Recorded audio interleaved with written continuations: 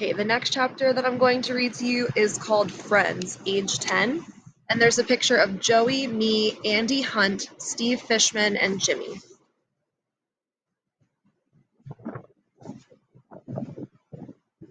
Getting windy out here.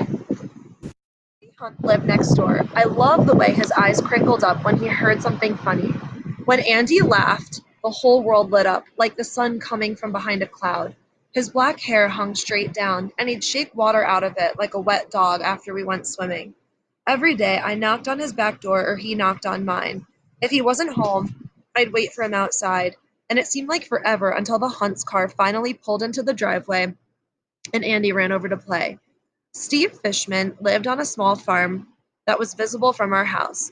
Though you had to cross Route 3A to get to it, that was a busy road. He was one of the only Jewish kids I know. The kitchen in his house had a wild, spicy smell that I loved. Steve and I played music in his room, fooled around with his father's barbells, and talked endlessly about the girl we both loved. Mr. Fishman was strict. Steve had an unbelievable number of chores to do before he could play with me. I helped him so he'd get them done faster, but sometimes Steve ran off because his chores were finished. When that happened, his father always found out and sent Steve to his room. Oh, before his chores were finished. When that happened, Steve's father always found out and sent Steve to his room. Mr. Fishman never told me I had to leave, but with Steve in his room, there was nothing for me to do, so I'd get on my bike and ride home. I took it hard whenever my friends got punished. I felt like I was getting punished too. Larry Waters lived down the street in an old farmhouse that had all kinds of attics, tool sheds, root cellars, workshops, garages, haylofts with real trap doors, barns, and even an underbarn. It was the perfect house for playing hide and seek or war. I loved going over there. There were 10 kids in Larry's family, and his house was always jammed with toys. Larry had a Milky Way of freckles and a mane of red hair, and he was the strongest kid I knew. I guess he'd been toughened up from the pounding he got from his big brothers, but those brothers passed down some great looking sweaters to him, and Larry ranked us out for the pitiful sweaters we wore. He had style. He could curse like nobody's business.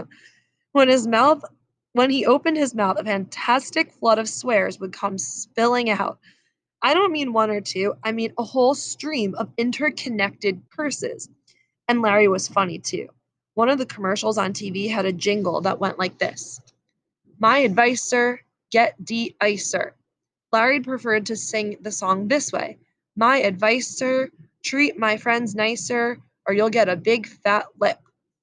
And the four of us, Andy, Larry, Steve, and I, were all in the same grade.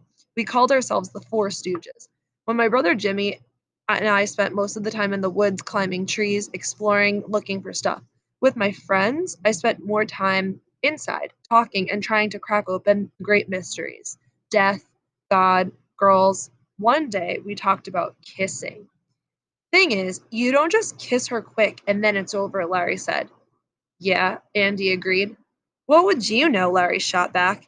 Your ma's the only girl you even kissed. Laughter.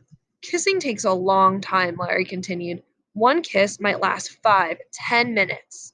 Pause. Yeah, Steve put in. You gotta hold your breath. Tough luck, guys, Larry grinned, leaned back, and loudly cracked his knuckles. I can hold my breath 15 seconds longer than any of you jokers, so when it comes to kissing, I'll be king. Okay, and I think this is, yeah, the last chapter that I'm going to read to you today. It's called Jonathan Miller.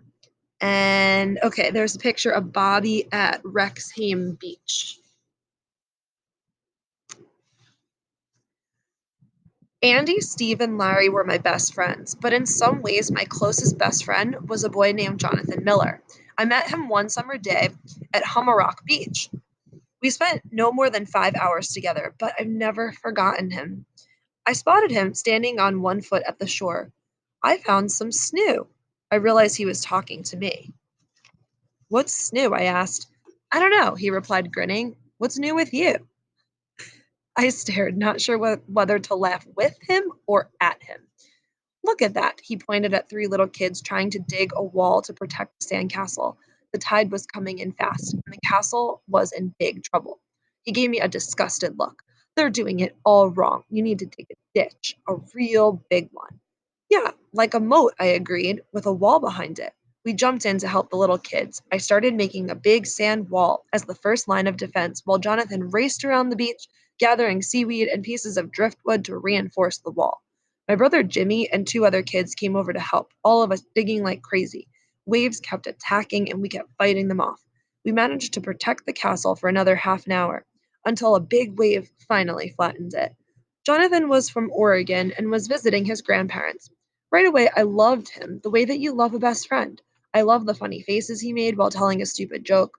We hung around together all day, swimming, looking for shells and sea glass and bottle caps. We built our own sand fort higher up the beach and ate lunch there. Two of my brothers wanted to come into the fort, but I shooed them away. I wasn't ready to share Jonathan, not yet.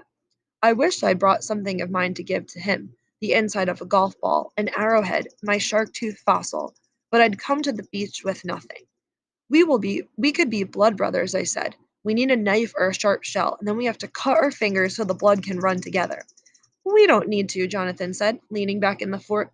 We're already blood brothers. I know we are. Yeah, I said because it was true. At 4 o'clock, his grandmother yelled, "Time for him to go." Bye, he said. Bye. The lump in my throat made it hard to talk. He started walking away and turned back once to wave, and then ran to catch up with his grandparents.